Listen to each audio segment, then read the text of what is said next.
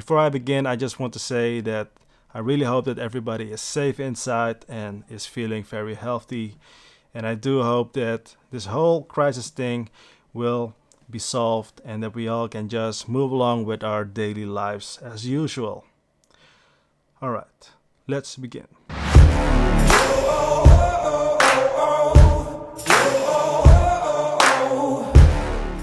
What's going on, guys? Gary Yaman here, back at it again with a new video. And in this video I'm going to talk about the Sigma 24-70mm F2.8. First of all, my first impression, maybe you've seen the video. If not, the first thing what I saw when I opened up the box is just like how big it was.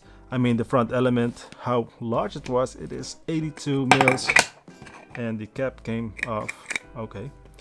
82 mils and it's quite heavy as well because I'm so used to my Tamron 28-75 f2.8, which is lighter, smaller, more compact, and this is built like a tank, as they say in the US. So what's made of? I'm not sure what it's made of. I didn't look it up, but I think it's just from metal and some kind of polycarbonate plastic thing. I'm not even sure. I don't really care about that, but I do care about if it's weather resistant, yes or no, and it is. You got that little weather sealing gasket at the back at the E-mount mount. Anyways, what do you get? You get the AF manual focus or the autofocus manual focus switch. You got the little customizable button, and you got this lock. Then that lock, it's only there to keep it at 24 mils and not at the other focal ranges. I think it would be cool if you can just put it, let's say, at 50 and just press the lock button, but unfortunately that's not possible.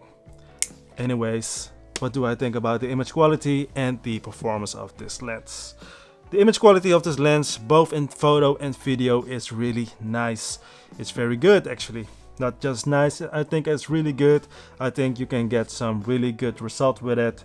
I don't really care about blurry backgrounds whatsoever. I just care about, does it look good, yes or no? And image quality, straight out of camera, it looks very good, as you see here in the examples. Be aware though that at 24 mils you see a little bit of vignetting in the corners, but it's a natural vignetting, and of course you can just easily adjust that in post.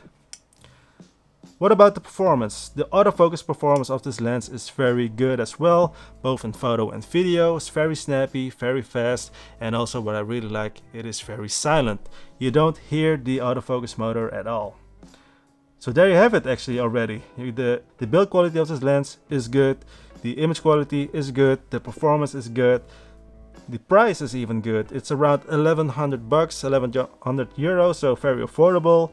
If you are a professional, then it's even more affordable, and I don't have any real complaints with this lens. The only complaint that I really have is that the front element itself, it really gathers a lot of dust. That's about it. That's all. Thank you again for watching. Subscribe if not already, like the video, comment down below, and I'll be seeing you in the next one. Be safe as well. Good luck.